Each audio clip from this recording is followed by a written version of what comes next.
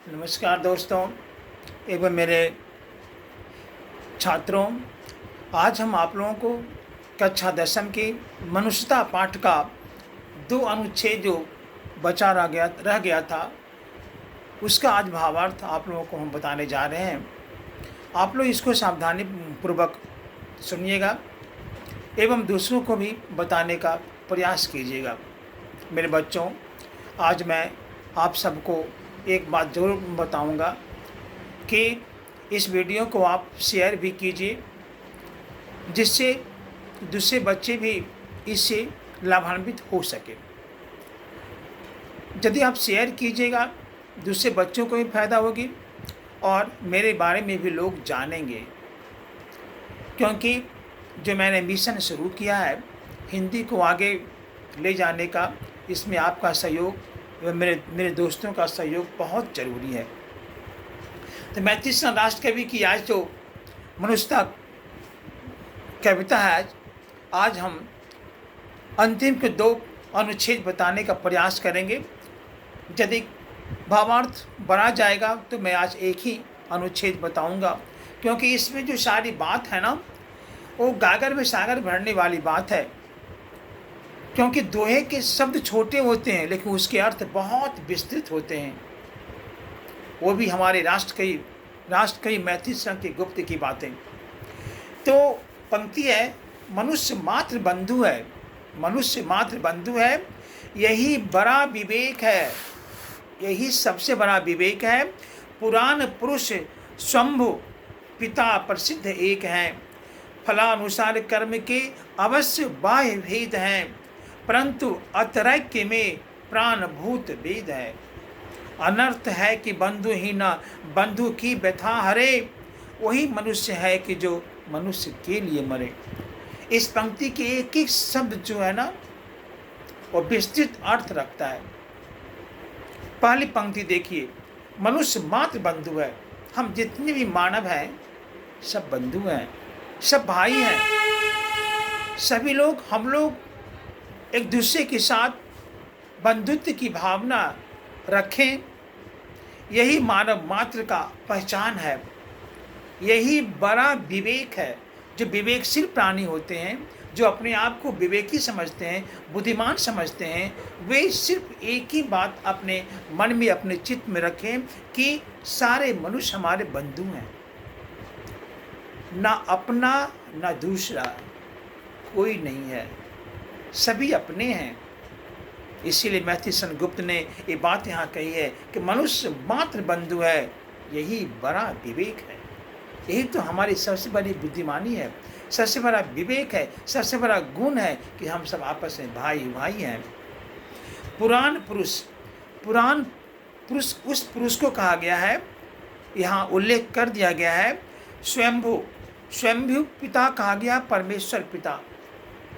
तो पुराण पुरुष जिन पुरुषों की बातें, जिन पुरुषों का उल्लेख मेरा पुराण करता हो, मेरा वेद करता हो, मेरा शास्त्र करता हो, वो क्या कहता है भाई कि परम पिता परमेश्वर जो है वो सबके पिता हैं।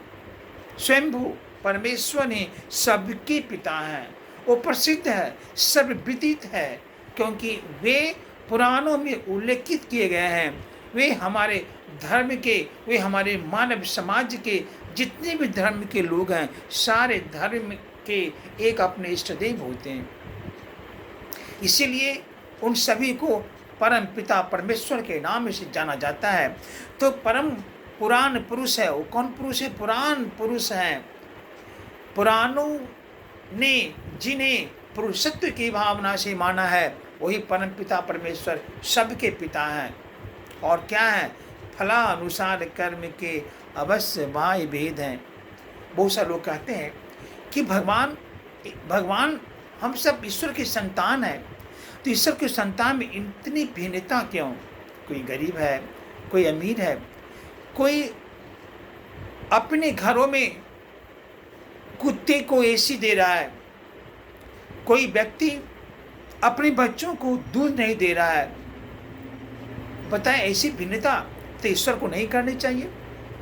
या कुछ मानव के विचारों में भेद होता है, कि आखिर ऐसी भिन्नता क्यों? जब सबके पिता परमेश्वर हैं, तो पिता अपने सारे बच्चों को एक समान ही समझते हैं, तो फिर इतनी भिन्नता क्यों? इसकी वजह है, आप पढ़िए और समझिए, वह क्या है? फलानुसार कर्म के अवश्य बाह्य भेद हैं। बाह्य भेद माने क्या होता है? बाहरी भेद, बाहरी भिन्नता जो हमें दिखाई देती है। आंतरिक सब एक हैं, सभी में एक ही आत्मा का निवास होता है, सभी जीव में आत्मा एक समान है, तो अंदर से किसी तरह की कोई भिन्नता नहीं है। तो हमें बाह्य भिन्नता हमें दिखाई पड़ती है, वो गरीब है भाई, वो अमीर है, उसके पास ज़्यादा पैसा, मेरे पास कुछ नहीं है। ऐसी भिन्नता क्यों दिखाई देती है? कर्म के अनुसार, फलानुसार कर्म। पिता तो एक हैं, लेकिन वो फल देते हैं कर्म के अनुसार। मेरे बच्चों, मेरे दोस्तों, इस बात को आप अवश्य अपने मस्तिष्क में रखिएगा कि फल की कर्म फल मिलती है कर्म के अनुसार। वह ईश्वर भी हमें हमारे कर्म के अनुसार ही फल देते हैं, जिस कारण से हमें भिन्नता दिखाई पड़ती है। फलानुसार कर्म के अवश्य बाह्य, बाह्य माने होता है बाहर का, भेद है, भिन्नता है, कोई बड़ा कोई छोटा है, वो कर्म के अनुसार है। जो जैसा कर्म किया उसके अनुसार वैसा फल मिला। अब कोई बहुत सारे बच्चे ऐसे होते हैं, सिर्फ कल्पना में सोए रहते हैं कि परीक्षा आएगा तो तैयारी करेंगे, परीक्षा आएगा तो तैयारी करेंगे, हे ईश्वर हमें 100% मार्क्स मिल जाए। ऐसे नहीं होता। जो मेहनत करते हैं, परीक्षा फल उसी को मिलता है। अभी आपने देखा 10 CBSE का रिजल्ट आया, +2 का भी आया, तो जो बच्चों ने जैसी मेहनत की वैसे उसका फल मिला। इसमें किंतु परंतु को कोई समाधान नहीं है, क्योंकि मैथ्यू गुप्त इस बात को लिख दिए हैं कि वह ईश्वर जो बाहरी जो भेद हम लोगों के बीच है, वह कर्म के अनुसार है। परंतु अतरैक अंत एक, अंतर आत्मा क्या है? एक है, प्राण भूत भेद है। मैंने पहले बताया था ना कि बाहरी भेद तो है, बाहरी भिन्नता है, लेकिन सभी के अंदर आत्मा एक है। उस आत्मा में किसी तरह की कोई भिन्नता नहीं है। इसका प्रमाण वेद है। हमारा वेद यह बतलाता है, यह कहता है कि सारे मनुष्य के शरीर में आत्मा एक ही है, उस आत्मा में कोई भिन्नता नहीं है। तो हम सब में भिन्नता कर्म के अनुसार है, लेकिन परमपिता परमेश्वर के अनुसार हमें किसी तरह की कोई भिन्नता नहीं है। अनर्थ है कि बंधु ही न बंधु की व्यथा हरे।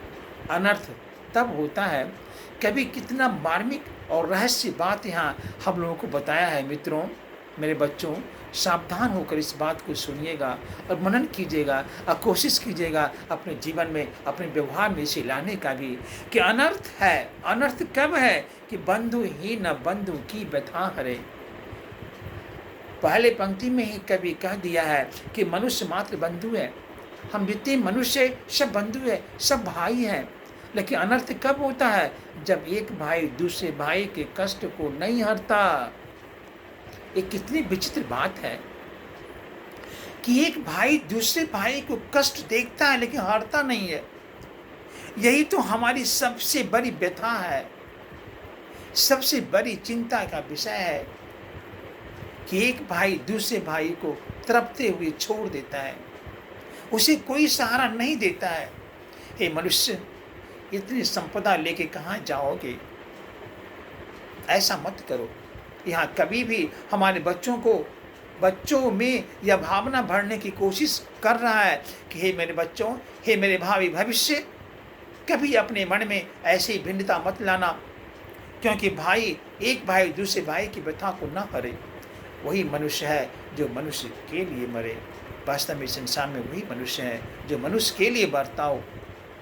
यहाँ कवि की पहली पंक्ति मनुष्य मात्र बंधु है, और अंतिम पंक्ति क्या है? अनर्थ है कि बंधु ही न बंधु की व्यथा हरे। हम जब बंधु हैं, भाई हैं, देखिए भाई तब अनर्थ करता है जब एक भाई दूसरे भाई को कष्ट को नहीं हरता है। इसलिए मेरे बच्चों, मेरे मित्रों, हम एक दूसरे के सहयोगी बने, हम एक दूसरे को कष्टों को दूर करने के लिए उपयुक्त हों, तभी हम मानव बंधु कहला सकते हैं। तभी हम मानव होने का वास्तविक पहचान दे सकते हैं, जब हम एक मानव दूसरे मानव के दुख में साथ खड़ा हो और उसके दुख को दूर करने का कोशिश करें। धन्यवाद।